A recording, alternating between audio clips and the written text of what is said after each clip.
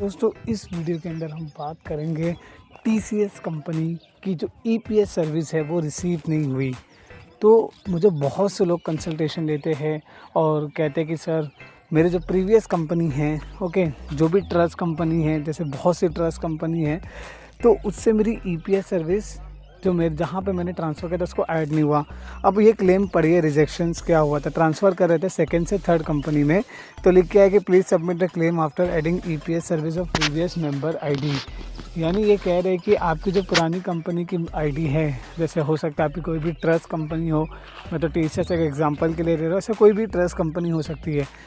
तो PF office ये कह रहे हैं कि आपकी जब सर्विस ऐड हो जाएगी from a previous member ID, then आप क्लेम अप्लाई कीजिए। तो इसका मतलब क्या होता है, इसके लिए करना क्या होता है, क्या सोल्यूशन है, सारी चीज़ों के बारे में बात करेंगे। तो वीडियो को अभी के लाइक कर लीजिए।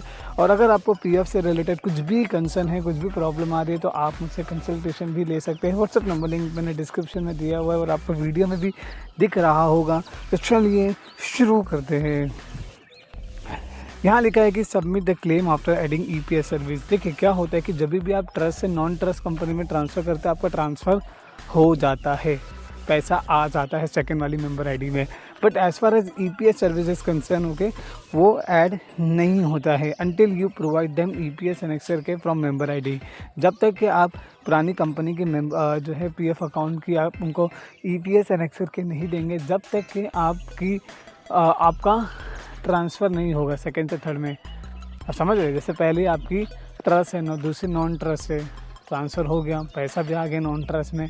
अब जब आप नॉन ट्रस्ट से कोई भी कंपनी में ट्रांसफ़र करें, भले ट्रस्ट हो, नॉन ट्रस्ट से कोई भी इस्टेब्लिशमेंट हो, तो नहीं होगा।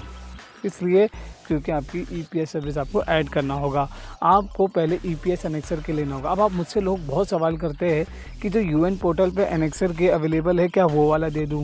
भाई उससे नहीं होगा, वो पीएफ का एनेक्सर के हैं। जो ईपीएस एनेक्सर के होता है, you will get EPS annexure के ओनली फ्रॉम पीएफ ऑफिस। आपको सिर्फ ये ईपीएस एनेक्सर के मिलेगा, you will get only from PF office, और कोई नहीं देंगे आपको, ना कंपनी ना पीएफ पोर्टल पे जो है वो नहीं, only you will get from PF office. अब आप कैसे रिक्वेस्ट करें, क्या जाए वहाँ पे, क्या ईपीएफ आईजीएमएस? देखो, अगर आप ग्रीवियंस डालोगे ईपीएफ आईजीएमएस में, वहाँ पे नहीं मिलता है ना? आप समझ रहे हो? नहीं समझ रहे हो? ओके, चलो मैं बताता हूँ। वहाँ पे डाल दोगे रिक्वेस्ट, वो आपको बोलेंगे कि हम अटैच कर दिए, बट उसमें कोई अटैचमेंट होता ही नहीं है। मैंने बहुत बार ऑब्ज़र्व किया हूँ कि आपको जब आपकी ग्रीवियंस क्लोज होगी तो उस वक्त आपको शायद दिख जाता है, लेकिन अगले दिन से आपको दिखना बंद हो जाता है। जब उस पर आप क्लिक करते हैं तो वहाँ बताता है टेक्निकल एरर 404। ये मैंने बहुत सारी चीज़ें देखा है, इसके लिए हम आपको ईपीएफ आईजीएमएस नहीं बताते हैं, हम आपको सही तरीका बताते हैं।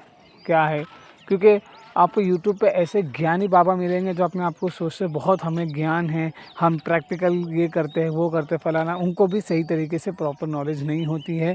वो भी आपको बोलते हैं पीएफ ऑफिस जाओ, जो कि गलत है। आपको ऑनलाइन ही मिलेगा, कैसे मिलेगा, क्या होगा, पूरा एंटायर प्रोसेस के लिए कंसल्टेशन लेना ही होगा। अगर आपको लेना है पे कर सकते हैं आप। तो मिलते हैं नेक्स्ट।